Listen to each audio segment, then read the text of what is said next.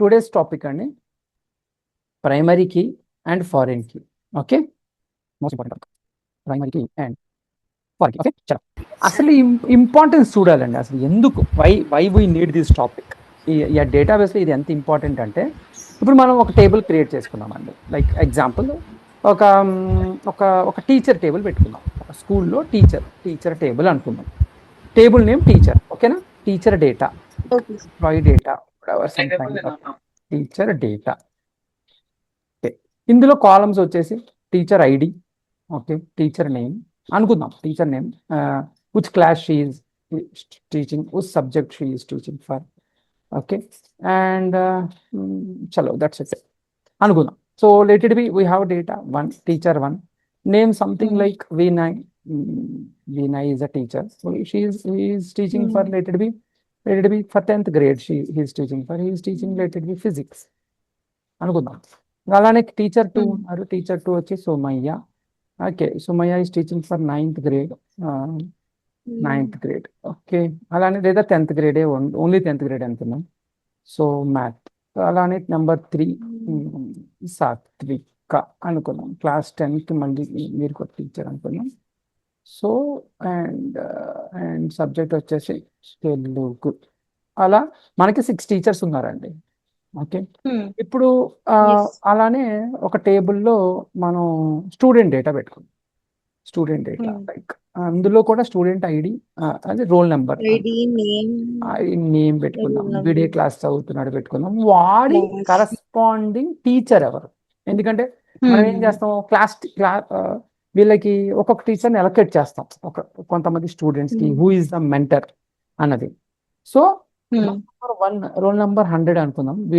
వీడి పేరు something XYZ. వీడు చదివేది 10th క్లాస్. వీడి టీచర్ ఐడి 10 ఇచ్చాడండి.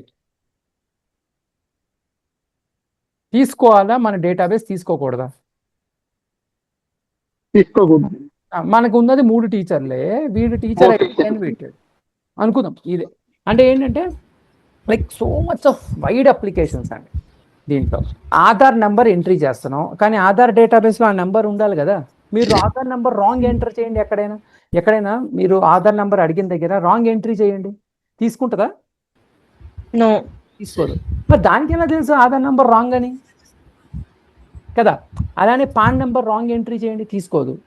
ఇలాంటివి ఎలా హౌ ఇట్ ఈస్ వర్కింగ్ అంటే, we will create a relation between the database. That's why this tables, relation between the tables. That's why MS SQL is a relational database management system. We create relations in the tables. అసలు without relations we don't have any table. అంటే ఖచ్చితంగా relations ఉంటాయండి, ఉండాలి.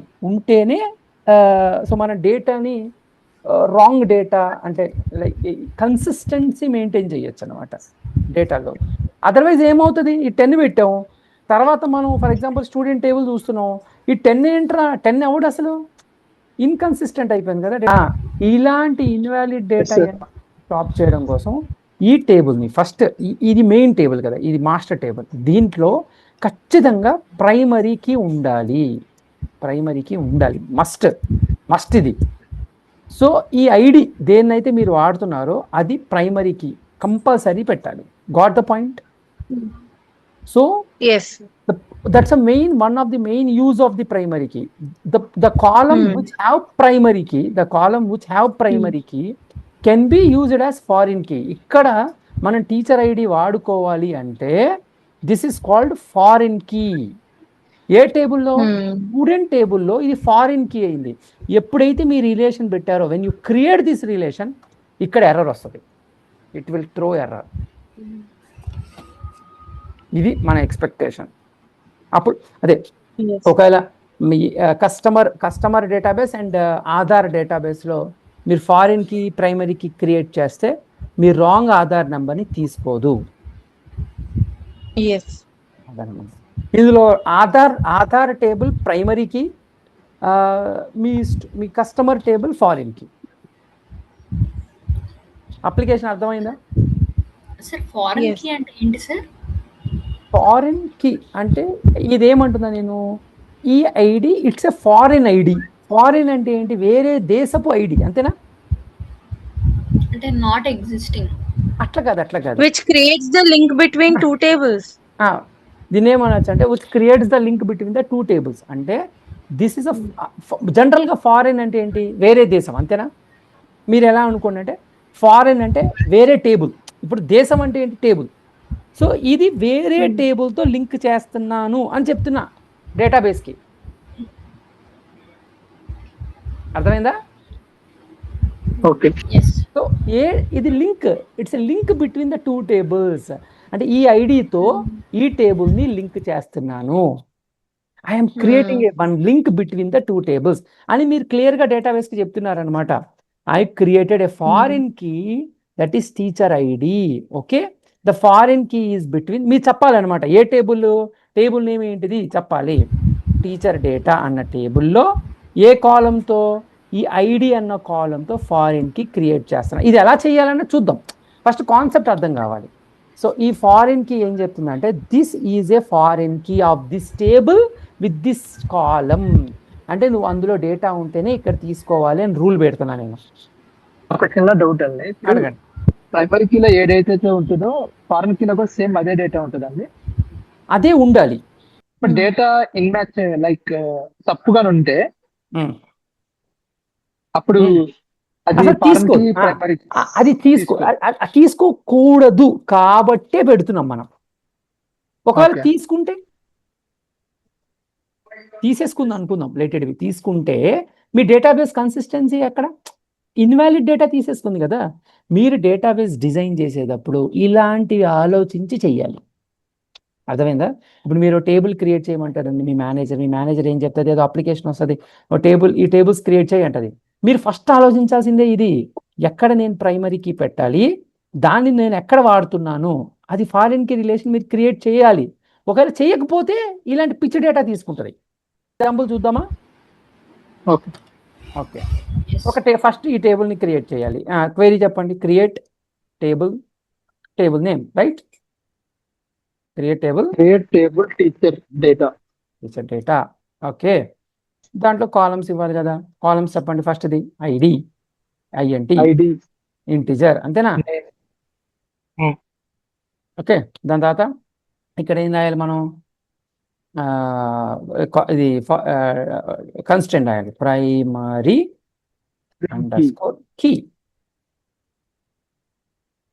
Key. Okay, comma. Next ఏంటిదండి, name ఏంటిది, varchar of 100. varchar ఇక్కడ ఏం పెట్టాలి, నాట్ నల్ పెట్టాలి కదండి. నెక్స్ట్ ఏంటి చెప్పండి, క్లాస్. ఇది కూడా నాట్ నల్ పెడదామా, అవసరం లేదా? సరే, అవసరం లేదని పెట్టి సబ్జెక్ట్ ఏంటిదండి, varchar of 100. మయ్యా, so shall I put not null, దీనికి నాట్ నల్ పెట్టండి అండి, ఈ రెండింటికి వద్దు. Okay, fine. Can I create it? Okay, ఇప్పుడు చూడండి, నేను మాస్టర్ డేటాబేస్లో క్రియేట్ చేశాను.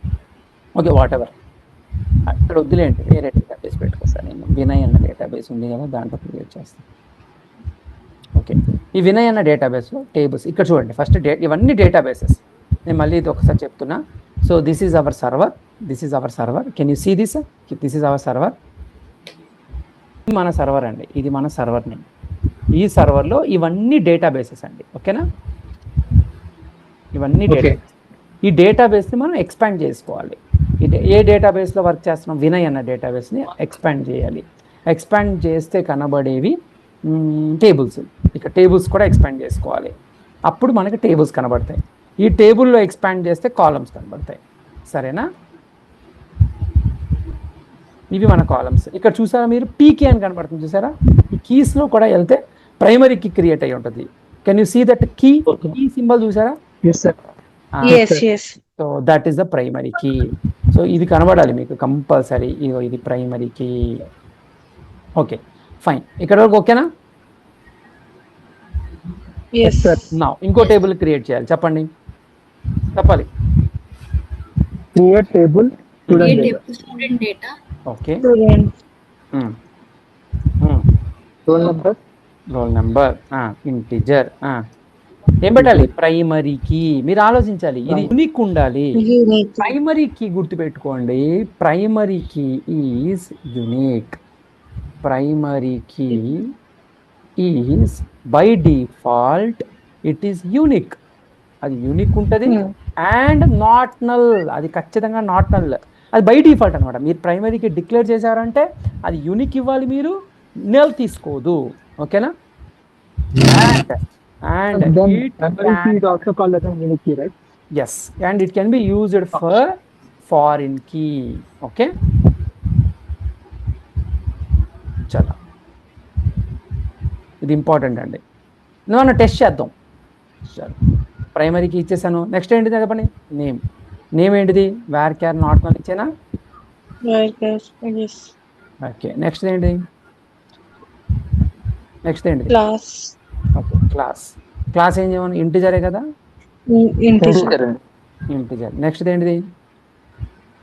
Subject. టీచర్ ఐడి కదా, అది పెట్టాలి. టిఐడి అని పెడుతున్నా. ఓకే, టిఐడి ఇప్పుడు చూడాలి. కానీ ఇందులో ఏది పడితే అది టిఐడి తీసుకోవచ్చా మనం? అది ఫారిన్ కి పెట్టాలి కదా. అది ఎలా పెట్టాలి అంటే ఎఫ్ఓ, చూడండి స్పెల్లింగ్ చూడండి, FOREIGN, foreign key. Foreign key అని రాసినాక రిఫరెన్సెస్. రిఫరెన్సెస్ అంటే మీరు ఏది వాడుతున్నారో చెప్పాలన్నమాట. రిఫరెన్సెస్లో ఏ టేబుల్ని రిఫర్ చేస్తున్నాము? ఇది టీచర్ డేటా అని కదా. టీచర్ టేబుల్లో ఏ ఐడిని, ఏ కాలంని? ఐడిని. ఓకేనా? ఇది ఇలా, ఇది అర్థమైందా? ఎగ్జిక్యూట్ చేయాలా? ఎర్రర్ వస్తుందా? ఓ కరెక్టే, పర్ఫెక్ట్. దీన్ని కూడా ఎక్స్పాండ్. ఇప్పుడు చూడండి ఒక్కసారి, మళ్ళీ ఇక్కడ చూపిస్తున్నా చూడండి నేను మీకు. మళ్ళీ మన డేటాబేస్ చూడండి అందరూ. ఇగో ఇది మన డేటాబేస్. ఓకే, మన డేటాబేస్ని మళ్ళీ ఒకసారి, ఇది మన సర్వర్, ఇవన్నీ మన డేటాబేసెస్. వినయ్ని ఎక్స్పాండ్, ఇది మనం వినయ్లో ఎగ్జిక్యూట్ చేసాం. టేబుల్స్ ఉంటాయి అండి. టేబుల్స్ని కనుక మళ్ళీ ఇక్కడ టేబుల్స్ ఉంటాయి. టేబుల్స్ని ఒకసారి రీఫ్రెష్ చేసుకోండి. ఓకే, మళ్ళీ దీన్ని ఎక్స్పాండ్ చేసుకోండి. 2 టేబుల్స్ ఉంటాయి చూడండి. Okay, student, teacher. నేను ఇందాక టీచర్ చూపిస్తాను, ఇప్పుడు స్టూడెంట్ చూపిస్తున్నాను. కాలమ్స్ ఎక్స్పాండ్ చేసి ఇప్పుడు వెరీ మీరు అబ్జర్వ్ చేయాల్సింది ఏంటిది? ఇగో చూసారా, ఇక్కడ పీకే ప్రైమరీ కీ అబ్జర్వ్ చేశారా? ఇక్కడ చూసారా ఎఫ్కే అబ్జర్వ్ చేశారా? అదే అబ్జర్వేషన్ చేయాలి. ఫారిన్ కి ఇప్పుడు కీస్ చూడండి, ఇది చూసారా? ఇక్కడ కూడా 2 కీస్ క్రియేట్ అయింది. Got it? చూడండి, నేను వినయ్ని రైట్ క్లిక్ చేశానండి. డేటాబేస్ డయాగ్రామ్స్ని రైట్ క్లిక్ చేశాను. న్యూ డేటాబేస్ డయాగ్రామ్ తీసుకుంది, ఎస్ అని కొట్టాను. నెక్స్ట్ పాపప్ ఓపెన్ అయింది. ఇప్పుడు చూడండి టేబుల్స్ అన్ని, అంటే ఇప్పుడు మనకి ఈ డేటాబేస్లో 2 టేబుల్స్ ఉన్నాయి కాబట్టి 2 చూపిస్తుంది. దాంట్లో ఎన్ని ఉంటే అన్ని చూపిస్తుంది అండి. ఒకవేళ 100 టేబుల్స్ ఉంటే 100 టేబుల్స్ లిస్ట్ చూపిస్తుంది. ఇప్పుడు నేను ఈ 2 యాడ్ చేస్తున్నా, యాడ్ చేసుకున్నా. ఇప్పుడు ఇది రిలేషన్ క్రియేట్ చేస్తుంది చూడండి. ఇది క్లోజ్ చేసా చూడండి, ఇచ్చేసానా? There is a relation. దాని మీద నేను పెడితే ఇక్కడ రాస్తుంది చూసారా? అది there is a foreign key between the teacher data and the student data. Database diagrams అంటామండి. మీ మేనేజర్ ఏమంటదంటే what is the relation between data tables check చేయి అంటది. అప్పుడు మీరు ఇలా చెక్ చేసుకోవాలి. మీకు అన్ని డేటా, అన్ని టేబుల్స్ రిలేషన్స్ అన్ని కనబడతాయి ఇలా. ఓకేనా? ఇప్పుడు దీన్ని మీరు సేవ్ చేసుకోవచ్చు. Ctrl+S కొట్టేసి సంథింగ్ నేను అదే నేమ్ ఇచ్చుకున్నా, సేవ్ చేసేసా. ఇప్పుడు డేటాబేస్ డయాగ్రామ్ రీఫ్రెష్ చేశాను. ఇక్కడ చూసా? మీరు ప్రతిసారి ఇన్సర్ట్ రాయాలంటే కష్టం కదా. మీరు ఏం చేయండి అంటే, ఇప్పుడు నాకు టీచర్ టేబుల్లో ఇన్సర్ట్ రాయాలి కదా. రైట్ క్లిక్, ఏ క్లిక్ చేసా? రైట్ క్లిక్ చేసి రైట్ క్లిక్ చేసి స్క్రిప్ట్ టేబుల్ యాజ్ కనబడుతుందా? Script table as. అప్పుడు వెళ్ళి ఇక్కడ ఇన్సర్ట్ న్యూ క్వెరీ అని తీసుకోండి. చూసారా? ఇన్సర్ట్ క్వెరీ చేసి ఇచ్చింది మనకి. ఇక్కడ ఏం చెప్తుంది అది చూడండి, ప్రతిదీ ఎక్స్ప్లెయిన్ చేస్తా. యూజ్ వినయ్, ఇది డేటాబేస్ నేమ్ అండి. ఇది ఆల్వేస్ నేను ఇక్కడ కామెంట్స్ రాస్తున్నానండి డాష్లో. It is database name. ఓకేనా? ఓకే, అంటే నువ్వు ఏ డేటాబేస్లో టేబుల్ క్రియేట్ చేయాలో అక్కడ రాసింది. రాసినాక insert into table name, insert into table name. చూడండి ఇక్కడ టేబుల్లో ఏ కాలమ్స్ కూడా రాసింది. ఆ కాలమ్స్లో మీరు పంపాల్సిన డేటా ఇక్కడ పెట్టాలి మీరు. ఓకే, ఇది డిలీట్ చేసేయాలి. నేనేం పెట్టాలనుకుంటున్నా, ఇక్కడ డేటా, ఇక్కడ డేటా, ఇక్కడ రాసుకోవాలి డేటా. ఫస్ట్ ఐడి కదా 1 పెట్టుకున్నా. ఓకేనా, ఇక్కడ కామా ఇక్కడ పెట్టేసింది. ఓకే, దాని తర్వాత నేమ్ ఏం పెడుతున్నా, టీచర్, ఫస్ట్ టీచర్ ఎవరు, వినయ్. తర్వాత ఏంటిది, క్లాస్ 10. తర్వాత ఏంటిది, సబ్జెక్ట్ ఫిజిక్స్. ఇది అర్థమైంది అందరికీ? కంట్రోల్ ఏ ఎగ్జిక్యూట్, చూసారా, 1 row ఎఫెక్టెడ్. అలానే నెక్స్ట్ నెంబర్ 2 ఎవరు, సుమయ్య, క్లాస్ 10 మ్యాథ్ టీచర్. మళ్ళీ ఎగ్జిక్యూట్. మళ్ళీ సాత్విక నెంబర్ 3. సరే, నేను 2నే పెడతా, నేను మార్చట్లేదు. ఓకేనా, చూద్దాం ఎర్రర్ ఏదో. తెలుగు నేను ఎగ్జిక్యూట్ చేస్తున్నా, ఎర్రర్ ఇస్ ఆల్. చూసారా, వయలేషన్ ఆఫ్ ది ప్రైమరీకి unique. It should be unique. It cannot be same. చూసారా, it should be unique. It can never be repeat, like what we say, డూప్లికేట్ని తీసుకోదు. సరే, నేనేం చేస్తాను, నేనేం పెట్టానండి, నల్లని రాస్తా. చూద్దామా తీసుకుంటుందో. చూడండి, మళ్ళీ violation, it won't take even nulls also. That is the biggest advantage. అర్థమైందా? సరే, ఇప్పుడు అయిపోయింది. టీచర్స్ డేటాని ఇన్సర్ట్ చేస్తాం. So I want to see that. ఎలా చెప్పండి, ఐ వాంట్ టు సీ అది. Select star from teacher data. Okay, execute. చూడండి, ఉందా, డేటా వచ్చిందా?